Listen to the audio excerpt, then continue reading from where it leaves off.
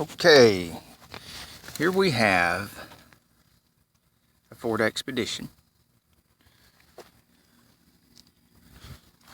and Dakota assisting.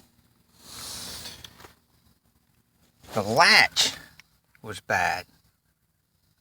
So bad that the people were climbing over the center console so often they ruined the armrest. It's going to have to be replaced.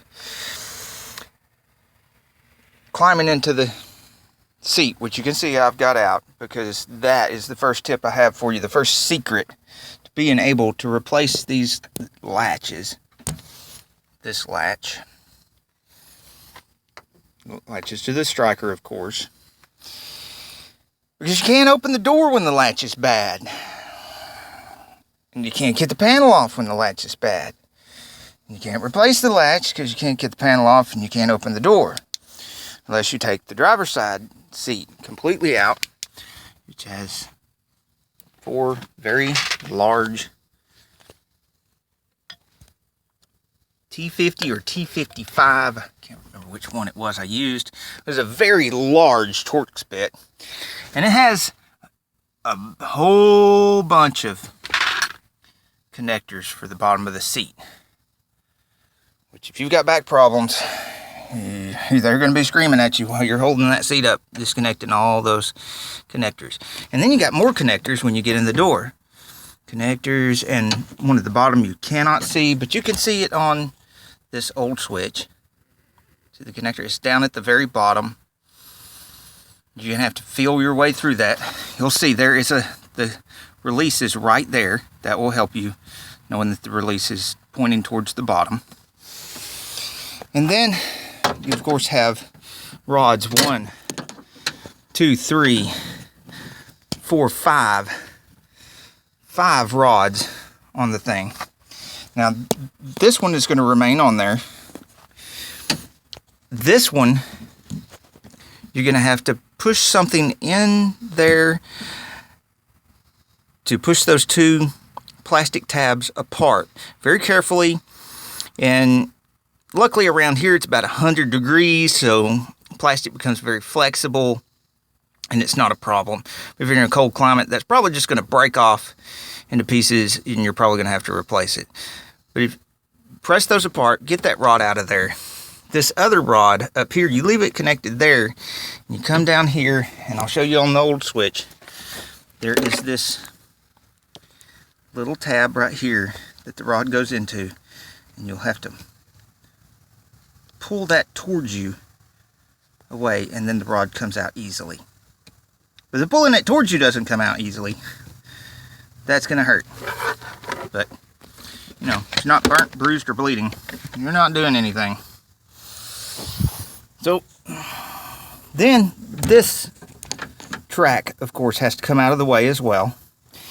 And that's the easy part, because you just take this 8mm bolt loose. And then you pull the track up and up and up and over to here and take, you see my little piece of duct tape right here. That duct tape, put it around here, duct tape your track up here out of your way, otherwise it's going to be fighting you constantly all the time. But don't worry, you're going to kick this thing's butt just like I did. Then there's that electrical connector. You can actually see it from here. The one at the bottom I was talking about is right here. Now, of course, you're going to have to put your switches back on for a second. You're going to want to roll your track all the way up if your track is working right to get your window out of the way, get your arms kind of out of the way. In my case, this track is messed up and I'm going to have to replace it anyway. Other people have videos on that. That's why I didn't include this in this video. What they don't have a video on that latch. And this is the proper way to hold your window up when your regulator is bad. I haven't seen anybody show this on their video of changing window regulators. Doesn't mean that they're not, it just means I haven't seen it. And you can see right here where my tape goes over, I always put something to protect the tape. You don't want to be tape pulling on your paint.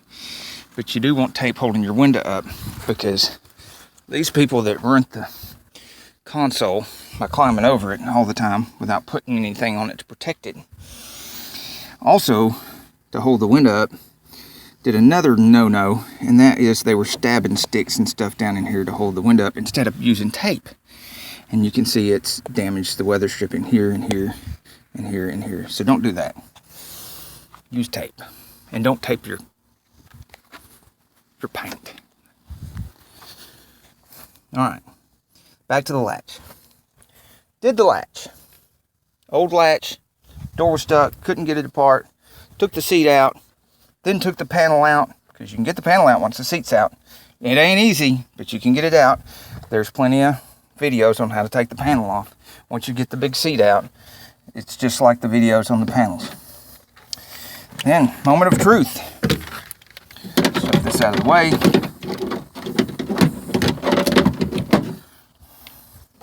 So we don't crush any wires. Lock, unlock, make sure it's unlocked. Alright, it's either brave or stupid. Well, it would be stupid if we didn't test it first with something else. Take screwdriver, put in the latch as if the door were closed. Ooh, did you hear that latch? Moment of truth. Is it going to open? So we're going to push on this towards the car while pulling the handle, and it came right out. Now, so you can see it from this angle. So look, we're going to pull the handle, and it came right out. Okay, that means the door should work. Now we got to be brave. And oh my God, the door may not never open again. Unless I fixed it correctly. And it does. Woo! Ding, ding, ding. We have one. Kicked its butt. Now, you go get a latch. And, oh, one other thing.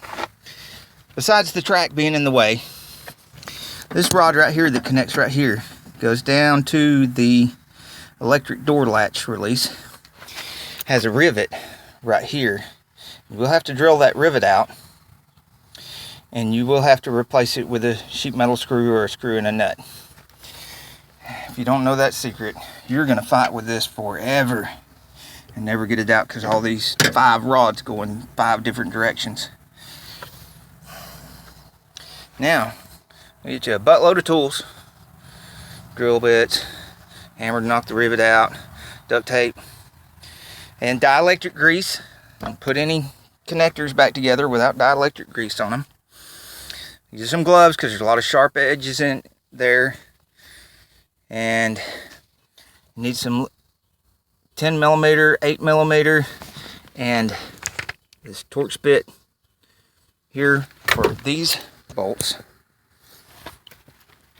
And of course the big Torx bit for the T50 or 55, something like that, for the seat. And well, I just got the scrub brush and stuff because I had the seat out. Might as well clean the carpet. And a cordless drill. And some pliers. And the Phillips head for putting that little screw in.